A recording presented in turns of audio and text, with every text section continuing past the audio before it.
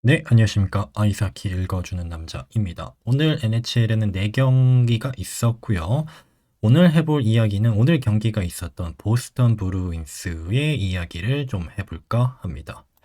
말씀드린 대로 오늘 보스턴과 뉴저지와의 경기가 있었고 심하게 발렸습니다. 5대1로 지면서 뉴저지는 잘 나가고 있고 보스턴은 여전히 허덕이면서 와일드카드를 노릴까 말까 하는 순위표가 지금 진행되고 있습니다. 오늘 히셔 선수가 포인트를 4개나 얻었네요. 자, 보스턴의 올 시즌에 들어가기 전에 빅 사이닝이 좀 있었어요. 그거를 좀 먼저 얘기를 해볼까 합니다. 먼저 이제 순위표를 먼저 보시면은 이제 와일드카드 레이스를 볼 수 있어요. 아틀란틱 디비전에 토론토와 플로리다, 템파베이가 선두를 달리고 있고, 보스턴이 승점이 52점. 그러니까 뭐 와일드카드 분명히 노릴 법한 지금 라인이고, 그 다음에 이제 디비전에서도 3위를 노릴 법한 그런 순위표이기는 합니다. 근데 여기서 한 가지 보셔야 될 거는 바로 플러스 마이너스 이제 차이를 보시면 여기 마이너스 24라고 보스턴이 나와 있습니다. 24. 그러니까 득점보다 실점이 24가 더 많았다라는 건데 이 수치만 보면 사실은 팀이 잘 못 나가고 있다라는 게 팀 전력이 순위표에 보이는 것보다 더 안 좋을 수 있다라고 볼 수가 있어요. 여기 이제 위에 보시면은 콜럼버스 플러스 3, 뭐 오타와는 0 이렇게 나오고 있는데 마이너스 24는 저 하위권보다도 실점이 더 많다라는 거예요. 피츠버그, 네, 마이너스 30이 정말 최악의 이제 수비력을 보여주고 있는 상황이고, 보시면은 뭐 필라델피아, 수비 안 좋다는 디트로이트, 버팔로보다도 플러스 마이너스가 더 나쁩니다. 훨씬 더 나쁩니다. 뭐 한두 개 차이가 아니라. 그래서 올 시즌 들어가기 전에, 큰 사이닝 계약이 몇 개 있었는데, 일단은 첫 번째가 넘버원 센터를 찾았었는데 엘리아스 린드홈 선수를 계약을 했었어요. 올 시즌 들어가기 전에 7년간 7M이 넘는 거대한 계약으로 계약을 맺었습니다. 그래서 현재까지 49경기를 다 나오면서 24포인트 마이너스 5. 사실 린돔 선수는 더 이상 뭐 그때 당시 캘거리에서 셀키 트로피 후보까지 올라갈 정도의 엄청난 퍼포먼스, 그때 막 80포인트 이상도 찍어주고 그런 퍼포먼스는 이제 기대하기가 많이 힘들어요. 캘거리 후반, 그 다음에 지난 시즌의 밴쿠버, 그 다음에 그 과정들을 거치면서 더 이상 포인트형 센터는 아니다. 하지만 보스턴에서 찾고 있던 약간 수비형, 레전드인 패트리스 벌저로 선수가 은퇴하고 나서 항상 넘버원 센터가 부족하고 그 투웨이 게임을 좀 팀 컬러를 이어줄 수 있는 그런 선수, 그런 센터가 필요했고, 사실은 그 밴쿠버와 캘거리와에서의 퍼포먼스를 생각하면 7년짜리 계약은 조금 리스크가 있다고, 저는 너무 비싸게 줬다라고 생각을 했었어요. 이 스탯을 보시면은 40 찍었던 21, 22 시즌 이후로는 계속 떨어집니다. 그 전에도 사실은 여기 이제 2018, 19년에 78포인트, 요렇게 어쩌다가 한 번씩 말고는 포인트형 센터라고 보기에는 포인트가 캐롤라이나 시절부터 그런 선수는 아니었어요. 하지만 훌륭한 수비 센스를 가지면서 좀 이제 수비형 센터로서 그런 모습을 보여줬었는데, 이제 보스턴 오기 전에 이제 캘거리, 밴쿠버에서 이제 그 포인트 생산력이 넘버 원, 투 센터라고 하기에는 워낙 떨어지다 보니까 이 7년짜리 계약이 조금 너무 과한 거 아닌가라는 생각을 저 개인적으로는 했었습니다. 하지만 보스턴에 와서 보스턴에서 기대했던 어느 정도 모습은 보여주고 있습니다. 일단 센터로서 페이스오프 많이 따내주고 테이크어웨이 따내주고 블락샷 해주고 뭐 요런 역할들, 수비적인 역할을 분명히 해주고 있고요.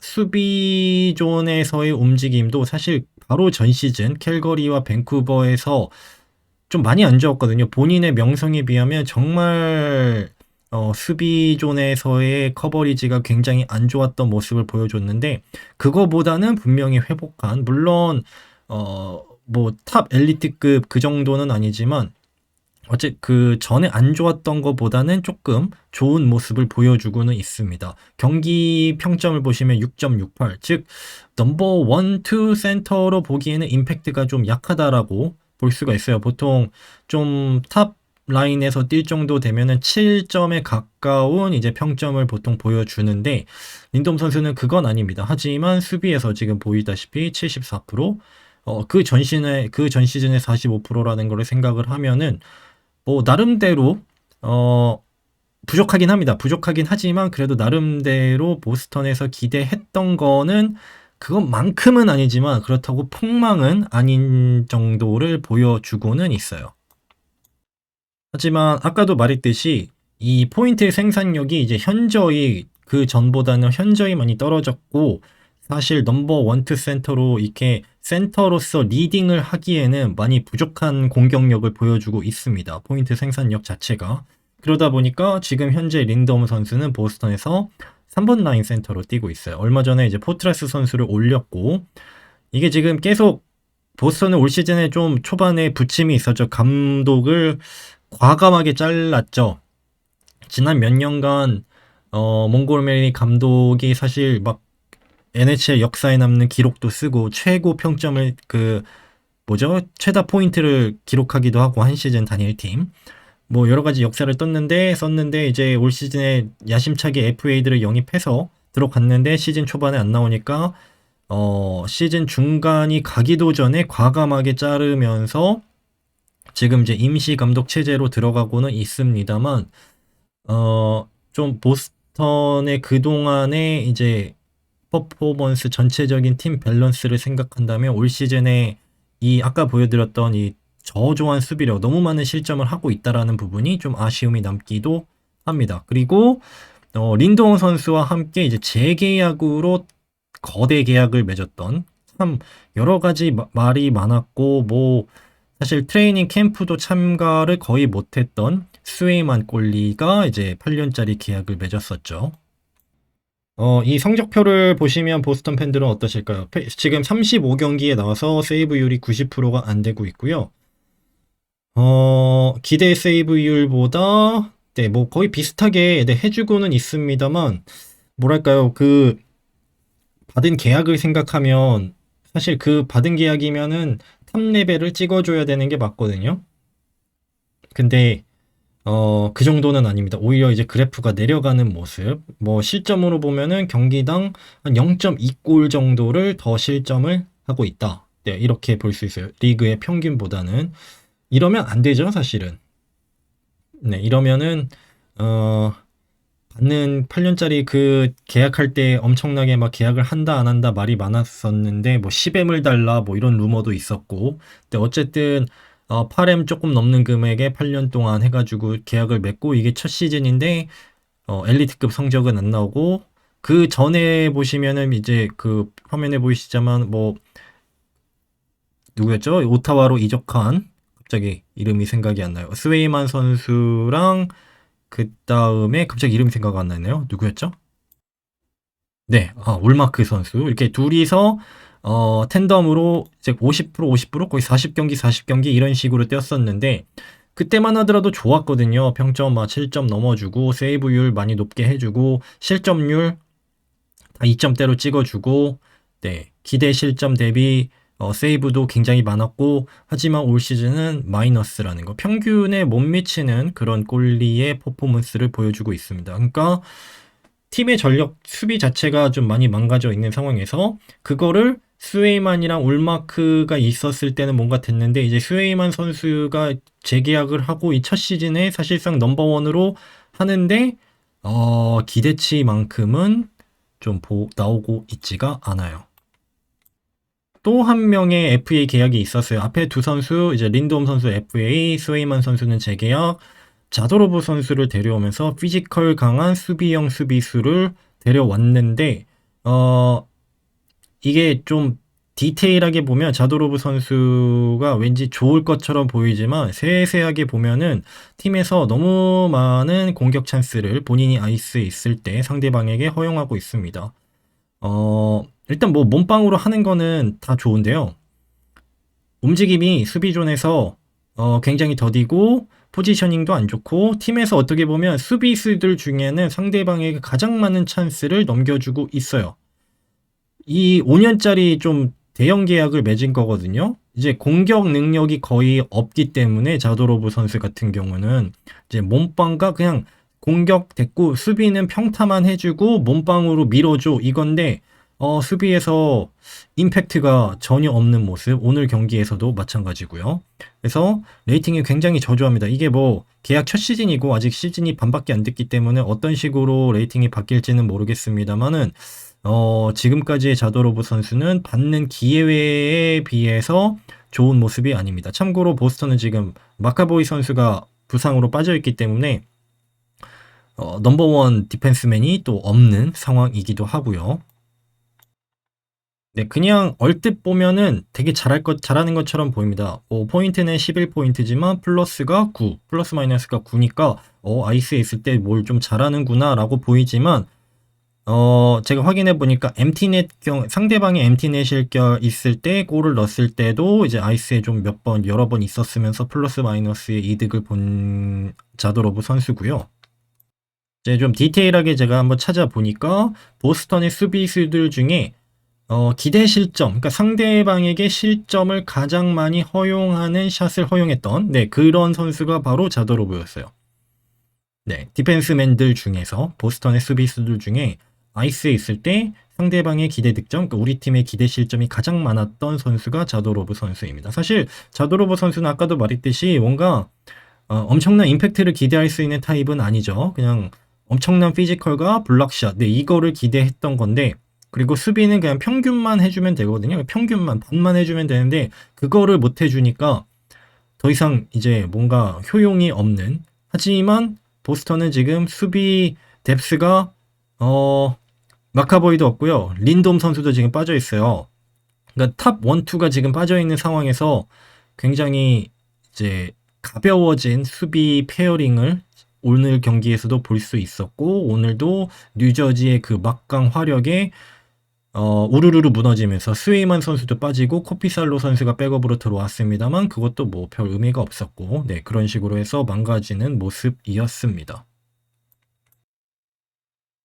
즉 수비수들의 상대방에 대한 공격 허용도 너무 많고 골리도 기대만큼 안 나오고 거기에 넘버원으로 기대하고 데려왔던 린드홈 선수는 뭐 그냥 어느 정도만 해주고 있지만 아이스에서 뭐 공격이나 득점에서 임팩트는 그렇게 있지는 않고요. 포인트 자체 생산력이 떨어졌기 때문에 여러 가지로 보스턴의 지난 오프 시즌의 투자는 지금까지는 성공이라고 볼 수는 없을 것 같아요. 다만 전 영상에서도 봤듯이 이제 트레이드 데드라인을 앞두고 보스턴은 적극적인 팀들 중에 한 명이거든요. 보스턴은 항상 이제 위닝 모드로 가는 팀이기 때문에 지금도 뭐 완전히 플레이오프에서 떨어진 건 아니고 와일드카드나 디비전 3위 정도를 노릴 수 있는 지금 포지션이기 때문에 거기에다가 파스트라낙 선수가 있고요. 여전히.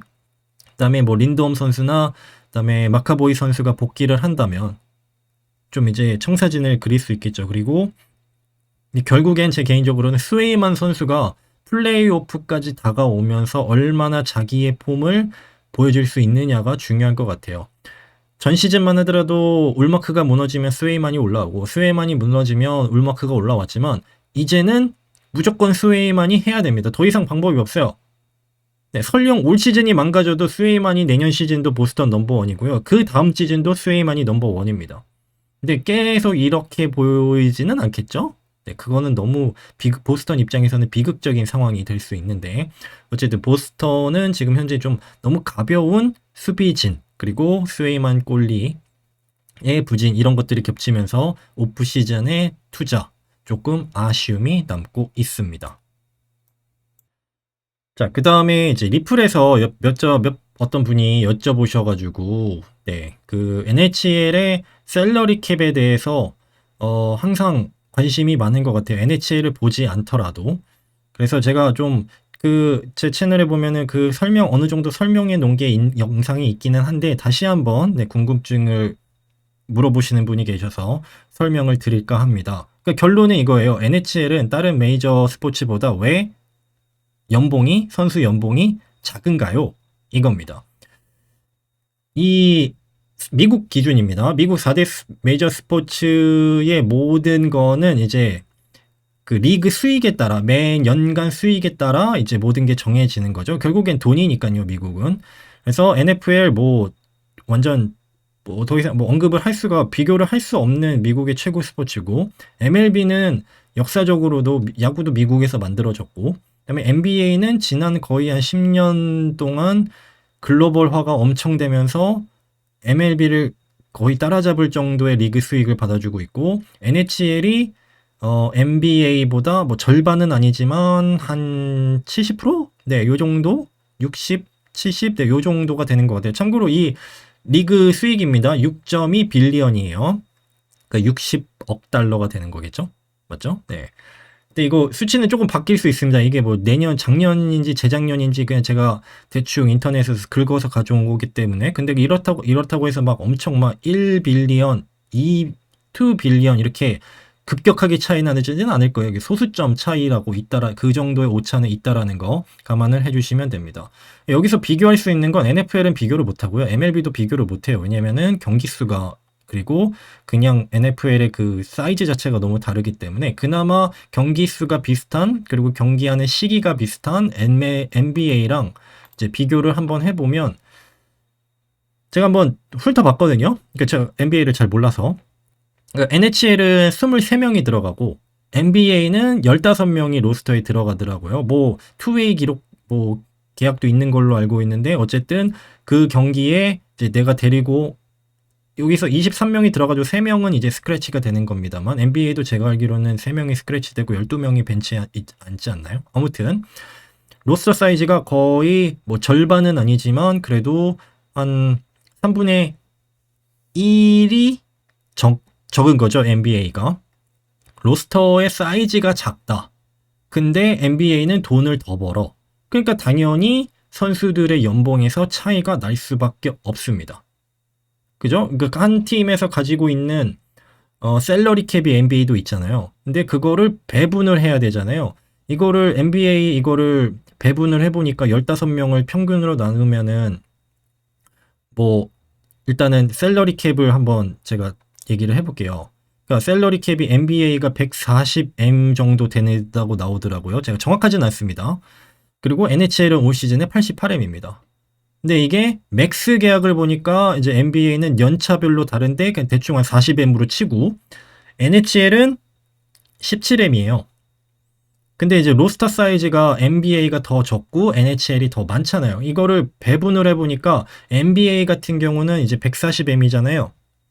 그러면 한 선수당 9M? 네, 정도가 되더라고요. 한 9M 정도. 15명을 그냥 평균으로 나누면, 그러니까 140 나누기 15를 하니까 9M 정도 나오고, NHL 같은 경우는 3M? 네, 4M 안 되게끔 요렇게 나오더라고요. 4M 정도? 맞나요? 88M을 23으로 나누니까. 그러니까 로스터 사이즈를 생각을 하면 그게 맞는 거죠. 네, NBA가 그러니까 사실상 연봉을 3배를 더 받아야 되는 게 맞기는 맞습니다. 경제력으로, 그 다음에 셀러리 캡의 규모를 본다고 한다면. 그리고 또 한번 확인을 해보니까 NBA 같은 경우는 맥스 계약이 이제 40M이라고 치면은 이게 전체 셀러리 캡, 한 팀 셀러리 캡의 한 28%가 되고, NHL은 한 19%가 이제 맥스 계약으로 될 수가 있더라고요. 그 이유도 마찬가지인 것 같아요. 로스터 사이즈가 다르기 때문에. 그죠? NBA는 12명, 그리고 15명, 이렇게 이제 15명에게 들어가는 거고, NHL은 이 88M을 23명에게 나눠야 되기 때문에, 맥스로 찍을 수 있는 계약에 이제 NHL이 적을 수밖에 없는 거죠. 왜냐하면 이 사람한테 만약에 한 명한테 28%를 줘버리면 안 되잖아요. 로스터 구성 자체가 힘들잖아요. 최소 연봉도 있고. 그렇기 때문에, 이제 노사 협정을 하잖아요. CBA. 거기서 NHL은 이렇게 이제 수학적으로 정해 놓은 겁니다. 거기에 플러스 NBA는 하드캡이 아니죠. NBA는 소프트캡이죠. 제가 알기로는 뭐 저도 옛날에 게임할 때 봤던 뭐 버드 조항 뭐 이런 것들, 그 캡을 넘길 수 있는 셀러리 캡 140M을 꼭 안 지켜도 되는 예외 조항들이 있으니까. 근데 NHL은 얄짤없이 무조건 88M이거든요. 네, 뭐 부상이면은, 그러니까 이 88M이라는 게 부상 등에서 나간 사람은 뭐 안 쳐줍니다만 이거는 뭐 NBA도 마찬가지일 거고 그런 거 아닌 이상 무조건 경기 내에서는 88M을 맞춰줘야 되기 때문에 예외 조항이 있을 수가 없는 거죠. 그러니까 이런 거를 생각하면 NHL이 NBA랑 비교했을 때 연봉이 작은 게 당연합니다. 네. 근데 이제 로스터 사이즈를 보면은 MLB도 26명 들어가잖아요, 한 팀에. 근데 이제 전체 수익이 NHL의 거의 2배이고 그 다음에 또 MLB는 셀러리 캡이 없죠. 네, 그냥 사치세를 내고 요즘에 뭐 LA 다저스 이런 팀은 뭐 돈을 엄청 쓰잖아요. 그러니까 뭐 캡이 있는 셀러리 캡이 있는 두 리그를 비교했을 때 이게 맞는 금액입니다. 로스터 사이즈, 그다음에 전체 이제 수익, 리그 수익을 봤을 때 예전에 이 2004년, 2005년에 NHL이 1년을 그냥 통으로 신 적이 있어요. 아시는 분은 아시겠지만 그것도 이 리그 수익과 선수들의 연봉 때문에 생겼던 불화입니다.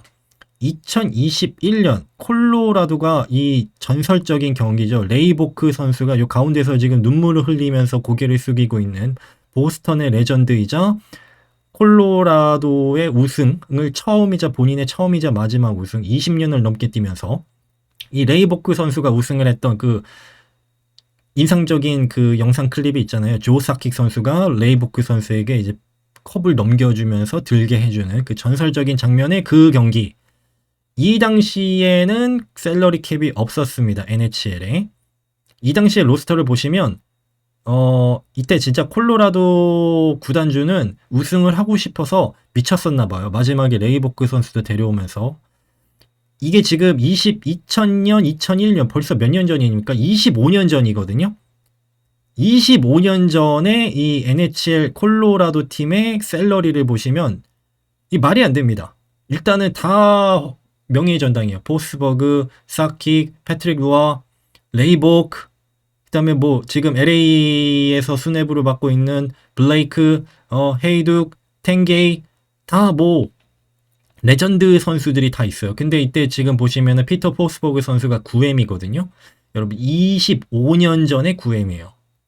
25년 전에. 이게 지금 물가 상승으로 따지면은 거의 2배, 3배가 지금 올랐잖아요. 25년 전에 생각을 한다면. 근데 지금 이걸 그냥 2배만 해도 9218 하면은 18M이거든요. NHL에서 아무도 그 금액을 받을 수 없는 금액을 포스버그 선수가 이때 받았고 그게 조 사킥, 패트릭 로아 다 이렇게 받고 있었어요.